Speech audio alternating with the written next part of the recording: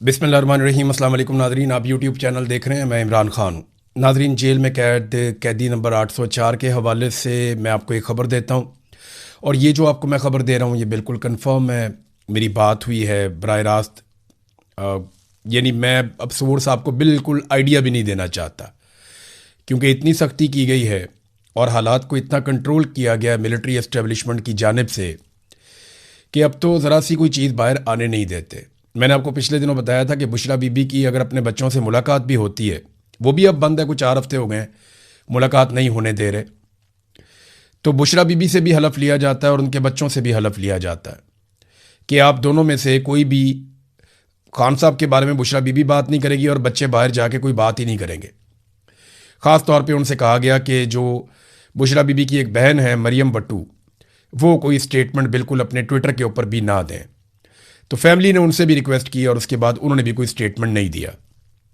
लेकिन मैं आपको जेल के हवाले से कुछ चीज़ें बता देता हूँ बड़ी क्लियरली। नंबर 1 तो ये है कि बुशरा बीबी की सेहत बहुत ख़राब है और उनकी एक आंख बहुत बुरी तरह मुतासर हुई और उनकी दूसरी आंख भी इफ़ेक्ट हुई है। डॉक्टर ने बुशरा बीबी को कहा कि आपकी दूसरी आंख का भी लेज़र करना पड़ेगा और इसको भी इलाज की ज़रूरत है, वहाँ से भी पानी बहता रहता है। और जो एक आंख है वो 3 महीने तक उसको जो है वो लगभग ऐसे ही है जैसे वो आंख बंद है और वो काम नहीं कर रही। बुशरा बीबी वहाँ पे चिल्लाती रही बार बार और उन्होंने अल्लाह और रसूल के वास्ते दिए वहाँ मौजूद अमले को, और उन्हें बार बार ये कहा कि मेरी आंख ख़राब हो रही है, मुझे बहुत शदीद तकलीफ़ है, किसी डॉक्टर को बुला दें। लेकिन अमले ने बिल्कुल कोऑपरेट नहीं किया, बल्कि वहाँ जो अमला मौजूद है उनमें एक जो अमले की इंचार्ज है खातून, मरियम उसका नाम है। मैं आपको कंफर्म कर देता हूँ, खातून का नाम है मरियम। ये जो वहाँ पे अमला बुशरा बीबी वाले ब्लॉक को देखता है या वहाँ पे वो मौजूद रहता है सिक्योरिटी पे, क्योंकि वहाँ ख़वातीन की जेल में ख़वातीन का अमला होता है, तो वो मरियम नामी खातून ऑफिसर है वहाँ पे। उसने बहुत नाक में दम किया हुआ है और वो बहुत बदतमीज़ी करती है बुशरा बीबी के साथ। ये भी हुआ कि वहाँ पे 4 ख़वातीन को तशद्दुद का निशाना बनाया गया अलग अलग टाइम पे, और वो ख़वातीन चीखें मारती रहीं सिर्फ बुशरा बीबी को ज़हनी तौर पे अजियत देने के लिए। यानी ख़वातीन को कहीं और से लाकर यहाँ करीब पहुँचाकर तो तशद्दुद का निशाना बनाया गया ताकि वो टॉर्चर की आवाज़ें और वो जो चीखें हैं वो बुशरा बीबी सुने। तो इस तरीके से ये इंसान को तोड़ने की कोशिश करते हैं। तो वो अल्लाह के वास्ते दिए, उन्होंने रसूल के वास्ते दिए कि मेरी आंख बड़ी शदीद दर्द हो रही है, कोई डॉक्टर बुला दो। बिला आखिर काफ़ी दिनों के बाद डॉक्टर बुलाया गया। डॉक्टर ने जैसे ही बुशरा बीबी की आंख देखी वो डर गया। उसने कहा जी फ़ौरन इनको अस्पताल लेकर चलें, इनकी सर्जरी करनी पड़ेगी अभी, वरना इनकी आंख ज़ाया हो जाएगी। फिर उन्हें अस्पताल पहुंचाया गया, उनकी सर्जरी की गई और फिर डॉक्टर ने बाकायदा ये रिकमेंड किया कि आपने यहाँ से अस्पताल से अभी जाना नहीं है, और ये बता दिया डॉक्टर ने कि इनको डिस्चार्ज नहीं किया जा सकता इस हालत में। लेकिन फिर वहाँ पे कुछ लोग आ गए और उन्होंने कहा नहीं जी इनको तो जेल पहुँचाना है। फिर बुशरा बीबी को वापस जेल पहुँचा दिया गया। आखिरी जो इमरान खान साहब का पैगाम है, क्योंकि देखें इमरान खान साहब अभी पहुँचे थे और उनको निकाला गया था जेल से बाहर। एक तो उन्हें निकाला गया पिम्स अस्पताल लाने के लिए और एक मुबैना तौर पर उससे पहले भी निकाला गया। ये जो कहानियाँ करवाई जा रही है ना कौम को कि इमरान खान साहब को डील कर रहे हैं, किसी से मुलाकात कर रहे हैं, को मुलाकात हो गई है, इसके बारे में अभी कोई भी हतमी तौर पे आप कुछ भी नहीं कह सकते, क्योंकि किसी के पास कोई सबूत ही नहीं है। और इमरान खान साहब को तो किसी से मिलने ही नहीं दिया जा रहा। इमरान खान साहब का जो आखिरी पैगाम है वो जुमला मैं आपको बता देता हूँ, और एग्जैक्टली मैं पूरी जिम्मेदारी के साथ आपको कह रहा हूँ कि यही जुमला मुझे रिपोर्ट हुआ और एग्जैक्टली वही जुमला मैं आपको बता रहा हूँ। इमरान खान ने कहा कि मेरी बहनों से कहो कि जितना जल्दी हो सके मुझसे आकर मिलें या मुझे मिलने की कोशिश करें। यह जुमला है जी, कि मेरी बहनों को पैगाम दो कि जितनी जल्दी हो सके वो मुझसे आकर मिले या मुझे मिलने की कोशिश करें। ये इमरान खान साहब का पैगाम है अपनी बहनों के नाम, जो एक फाइनली एक पैगाम था। और भी बहुत सारी ऐसी चीज़ें हैं जो मैं यहाँ बताऊंगा तो ये निज़ाम बहुत बुरी तरह एक्सपोज हो रहा है। यानी वहाँ पे बहुत गंदगी है, बहुत कीड़े मकोड़े हैं जहाँ पे इन लोगों को रखा गया है, और बहुत सारी चीज़ों में बुशरा बीबी को ज़्यादा तकलीफ दी जाती है क्योंकि एस्टेब्लिशमेंट की ये ज़िद है कि बुशरा बीबी को इमरान खान से तोड़कर बाहर निकालना और वो इमरान खान के ख़िलाफ़ आकर स्टेटमेंट दे, लेकिन वो इसके लिए तैयार नहीं है। ये तो मुझे सोर्सेज ने बताया कि उन्होंने बुशरा बीबी ने ये कई मरतबा कहा कि सवाल ही पैदा नहीं होता कि मैं अपने शौहर के साथ बेवफाई करूं यहाँ पे इस मौके पर, जब इतनी मैंने सज़ा काट ली है। और इमरान खान साहब के बारे में कैटेगोरिकली मेरे सोर्स ने मुझे ये बताया कि इमरान खान तो इनको छोड़ने वाला नहीं है ऐसे। हाँ, ये ज़रूर है कि इमरान खान बात करना चाहता है, बातचीत करने के ज़रिए से इमरान खान रास्ता निकालना चाहता है। उसने बंदे भी नॉमिनेट किए हुए हैं कि फ़लाना फ़लाना बंदा बात कर सकता है, वो रास्ता निकालना चाहता है क्योंकि इससे ही पाकिस्तान आगे बढ़ेगा। लेकिन अगर किसी को ये लगता है कि इमरान खान माफ़ी मांग लेगा, इमरान खान सियासत छोड़ देगा या इमरान खान चुप करके बैठ जाएगा 3-4 साल के लिए, तो ये तो नहीं होना। ये तो इमरान खान, इसके ऊपर सवाल ही पैदा नहीं होता कि वो माने। तो ये जो पैगाम है इमरान खान का वन लाइनर, ये बात तो लगभग 2-3 हफ्ते शायद हो गए इस बात को, मेरे पास लेट पहुंची है, लेकिन ये पैगाम एज इट इज़ है इमरान खान साहब का कि मेरी बहनों को ये पैगाम दो या उनसे कहो कि जितना जल्दी हो सके मुझे मिलने की कोशिश करें या मुझसे मिलने आए। अब इमरान खान साहब की बहनें तो हर हफ्ते कोशिश करती हैं, पूरा जोर लगाती हैं, अदालतों में भी जाती हैं, सुप्रीम कोर्ट में भी मामला चल रहा है, वहाँ पे उन्होंने 3 हफ्ते का टाइम दे दिया है, तो वहाँ मुलाकात हो नहीं पा रही। पाकिस्तान में मिलिट्री एस्टेब्लिशमेंट और जो उनका बनाया हुआ रजीम है वो हर जुल्म करके देख चुका है, लेकिन वो पाकिस्तान को चलाने में मुकम्मल तौर पे नाकाम रहे। हाँ, उन्होंने ये ज़रूर किया कि डोनाल्ड ट्रंप से ताल्लुकात बना के डोनाल्ड ट्रंप के कहने के ऊपर ईरान को मनाने की कोशिशें की। यानी ये जो ईरान के और अमेरिका के मुज़ाकरात हो रहे थे, इसमें हम एक सालिस के तौर पे तो थे, लेकिन हम अमेरिका के पैगाम रसां थे। यानी हमारी कोशिश ये थी कि अमेरिका जो मांग रहा है वो हम ईरान को लेकर दें। जब कतरी आए तो उन्होंने ऐसी सालिसी की जिसमें ईरान को भी मिला, अमेरिका को भी मिला। यानी डोनाल्ड ट्रंप को कुछ फेस सेविंग मिल गई, जबकि ईरान को बहुत सारा कुछ मिल गया जो वो पहले उसका अंदाज़ा नहीं था उन्हें। पाकिस्तान जो है, पाकिस्तान की ऑफर के अंदर इतना कुछ नहीं था ईरान के लिए, लेकिन कतर की ऑफर्स के अंदर जो है वो ईरान के लिए बहुत सारा कुछ था। तो कतर ने ज़्यादा बेहतर मुज़ाकरात करवाए, उनका तजर्बा भी बहुत ज़्यादा है, पाकिस्तानियों का इतना नहीं है। देखिए ना, अगर आसिम मुनीर और शहबाज शरीफ डोनाल्ड ट्रंप का काम करने में कामयाब हो जाते, मुकम्मल तौर पे जो डोनाल्ड ट्रंप को चाहिए था, जो इन्होंने उससे वादे किए थे, अगर ये उसको एज इट इज़ वो सारा कुछ देने में कामयाब हो जाते, गो के इन्होंने कोशिश बहुत की, तो डोनाल्ड ट्रंप हो सकता है पाकिस्तान ही आ जाता ट्रॉफी उठाने के लिए। क्योंकि ट्रंप ने तो इनको कहा था मुझे यूरेनियम चाहिए, ट्रंप ने तो कहा था कि आप नए हुर्मुज़ को अनकंडीशनली वो खोल दें और मैं सिर्फ जंगबंदी करूंगा। शुरू तो यहां से हुआ था मामला, जो पाकिस्तान ने किया था कि जनाब जंगबंदी कर दें सिर्फ। लेकिन बाद में जब कतरी आए तो ईरानियों की ज़्यादा बातें मानी गई और अमेरिकन की बहुत कम बातें मानी गई। तो पाकिस्तान के अंदर यह तकरीब नहीं हुई, इसका बड़ा अफसोस हुआ। फिर उसके बाद यह तकरीब चली जाती है स्विट्ज़रलैंड में, जिनेवा में, और फिर शहबाज शरीफ साहब तैयारी शुरू कर देते हैं कि मैं जाके वहाँ पे मेज़बान बन जाऊँगा और मैं मेज़बानी करूँगा और बाकी सारे जो हैं वो मेरे पीछे चलेंगे। इन्होंने जाके वहाँ पे बुकिंग शुकिंग कर ली, वहाँ अपने बंदे भी भिजवा दिए, वहाँ तैयारियाँ शुरू कर दी गई और इन्होंने रिहर्सल शुरू कर दी कि यहाँ पे ये किया जाएगा। शहबाज शरीफ की तकरीर भी लिख ली गई, फील्ड मार्शल ने क्या करना है ये भी कर लिया गया। लेकिन इनकी इंफॉर्मेशन से बाहर 2 दिन पहले ही मुआहदे के ऊपर दस्तखत हो गए। ट्रंप ने भी दस्तखत कर दिए और दस्तखत कर दिए ईरानी सदर ने भी, और उन्होंने मामला लपेट के साइड पे रख दिया। अब ये वहाँ क्या लेने जाते, कौम का पैसा ही ज़ाया करना था ना, जो इन्होंने पहले भी बहुत पैसा ज़ाया किया है। तो डोनाल्ड ट्रंप ने जो है वो मामला लपेट दिया, ईरानियों ने भी लपेट दिया, और अब ये बैठे हैं सर पकड़ के करें क्या। अब अगर ये वहाँ जाते हैं इस सेरेमनी को करवाने के लिए, तो ये तो ऑलरेडी हो चुकी है, तो फिर ये क्यों जा रहे हैं, क्यों जाना चाहते हैं। लिहाजा ये दौरा मनसूख हो गया शहबाज शरीफ का, और इन्हें बताया गया कि आप एक टिश्यू पेपर है, आपको टिश्यू पेपर की तरह इस्तेमाल करना है। अगर आप अच्छी तरह हमारा गंद उठाएंगे तो आपकी थोड़ी देर के लिए आपकी इज्जत रहेगी, आप हमारी जेब में रह सकते हैं, लेकिन अगर आपने काम ना किया तो आपको टिश्यू पेपर की तरह इस्तेमाल करके फेंक दिया जाएगा। बस इतनी औकात है। और जहाँ तक तारीफ का मामला है, तो डोनाल्ड ट्रंप और उनकी इंतजामिया की जानिब से ये इनको यकीन दहानी करवाई गई है शहबाज शरीफ को और फील्ड मार्शल को कि आपको कंपनसेट कर देंगे, बेफिक्र रहे, बहुत जल्दी कर देंगे। यानी बहुत जल्दी आप सुनेंगे डोनाल्ड ट्रंप बहुत तारीफ कर रहा होगा शहबाज शरीफ की या फील्ड मार्शल की, तो इनको कंपनसेशन मिल जाएगी। ऐसा नहीं है कि कंपनसेशन नहीं मिलेगी। और जो पाकिस्तान में गालम गलोच की जा रही है इस सारे माहौल में, या गुस्सा उतारा जा रहा है, वो ईरानी क़यादत के ऊपर उतारा जा रहा है कि शायद वो इसके लिए राज़ी नहीं थे कि तकरीब की जाए। देखिए, वो सेलिब्रेशन मोड में है ही नहीं। आप अगर आयतुल्लाह अली खामनई के जानशीन हैं मुश्तबा खामनई, उनका स्टेटमेंट देख लें तो आपको पता चल जाएगा कि वो सेलिब्रेशन मोड में है या नहीं है। पहले आप जरा स्टेटमेंट देखें। डील के बाद एक बहुत अहम बयान जो है वो मुश्तबा खामनई का आया, और उन्होंने जो अपने बयान में कहा उसके अंदर है सारी स्टोरी। उन्होंने कहा अमेरिका से मुआहदे पर मुत्तफिक नहीं था, अपने सदर की यकीन दहानी पर मंजूरी दी है। ये सुप्रीम लीडर जो हैं मुश्तबा खामनाई, उन्होंने कहा अमेरिका के साथ मुस्तकबिल में आमने सामने मुज़ाकरात का मतलब हरगिज़ ये नहीं होगा कि ईरान दुश्मन का मौक़िफ़ कबूल कर लेगा।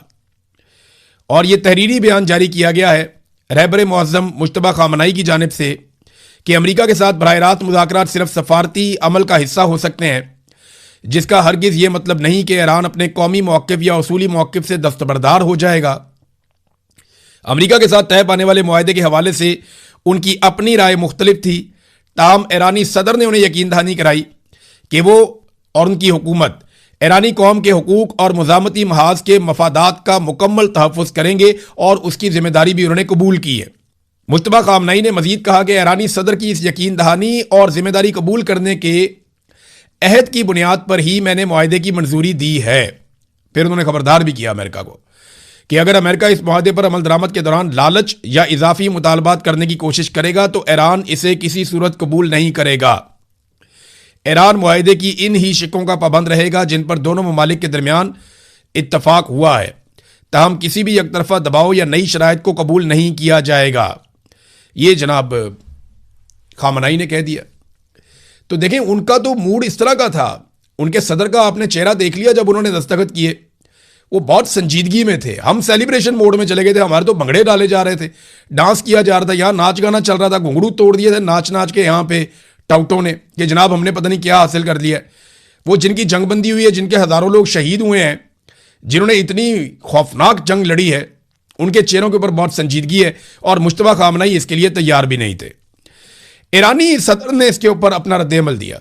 जो ईरान के सुप्रीम लीडर ने स्टेटमेंट दिया, उसके ऊपर ईरानी सदर ने जो स्टेटमेंट दिया, उन्होंने कहा जी कि रहबर मुअज़्ज़म का पैगाम मुज़ाकरात के दौरान कौमी मफादात के तहफ़्फ़ुज़ के लिए एक रहनुमा रोड मैप है। हम इनके तहफ़्फ़ुज़ात और हदायत पर अमल दरामद करने के लिए खुद को पुरअज़म समझते हैं, यानी हम करेंगे वही जो हमें हमारे रहबर मुअज़्ज़म कहेंगे। फिर उन्होंने ये कहा कि हमने ये मिलकर फ़ैसला किया था और हमने ये फ़ैसला ईरानी कौम के मफाद के अंदर किया है और मुज़ामती महाज जितने भी हैं हमारे, उसकी ज़िम्मेदारी लेते हैं, उनका तहफ़्फ़ुज़ करेंगे। बिलाशुबा हुकाम के लिए रेड लाइन कौमी मफादात और बहादुर ईरानी कौम के वक़ार, इज़्ज़त और ताकत का तहफ़्फ़ुज़ है और मुज़ाकराती टीम की जानिब से गुफ्तगू की बारीकियों पर भरपूर तवज्जो और कादर मुतलक के फजलो करम पर पुख्ता उम्मीद के साथ एक अजीम फतह हासिल होगी इंशाअल्लाह। वो अभी उसी मोड के अंदर हैं और हम सेलिब्रेशन मोड में चले गए थे, जो ईरानियों को ज़्यादा बात पसंद नहीं आई। उन्होंने कहा जी हमारे यहाँ पे इतने बंदे शहीद हो गए हैं और ये इतना संजीदा मामला है और ये खित्ते के चौधरी बनने के चक्कर में वहाँ पे तकरीबात मुनक्कद कर रहे हैं। इन्होंने वहाँ डोनाल्ड ट्रंप की तारीफ़ों के ज़मीन आसमान के कलाबे मिला देने थे। ईरानियों ने वहाँ बैठ के मुँह देखना था कि ये क्या कर रहे हैं। उधर डोनाल्ड ट्रंप ने जो है वो अपना कोई खेल खेल देना था। अगर डोनाल्ड ट्रंप ना आते तो जो अमरीकी आते वो भी कुछ ना कुछ करते। मीडिया के अंदर तो वो बहुत तेज़ हैं, लिहाजा मेरे ख्याल में ईरानियों ने समझदारी का मुजाहरा किया और अमेरिकन भी कोई इतने दिलचस्पी नहीं रख रहे थे कि पाकिस्तान की सरबराही में या पाकिस्तान की मेज़बानी में वो सारे आकर बैठ जाते हैं। तो जनाब शहबाज शरीफ साहब का दौरा तो हो गया मनसूख और कौम के पैसे बच गए, कौम को मुबारक हो। अब वो जो वहाँ पे रंग रूट भेजे हुए ना, उन सारों को वापस बुलवा लें ताकि वो भी कौम का मजीद पैसा वहाँ पे स्विट्ज़रलैंड के अंदर ज़ाया ना करें। नाज़रीन, पेट्रोलियम मसनूआत की कीमतों में अब कमी का इंदिया दिया जा रहा है कि क्योंकि जंगबंदी हो गई है तो पेट्रोलियम मसनूआत की कीमतों में कमी की जाएगी। जंग से पहले पेट्रोलियम मसनूआत की कीमतें जितनी थीं अब तकरीबन उतनी हो चुकी हैं।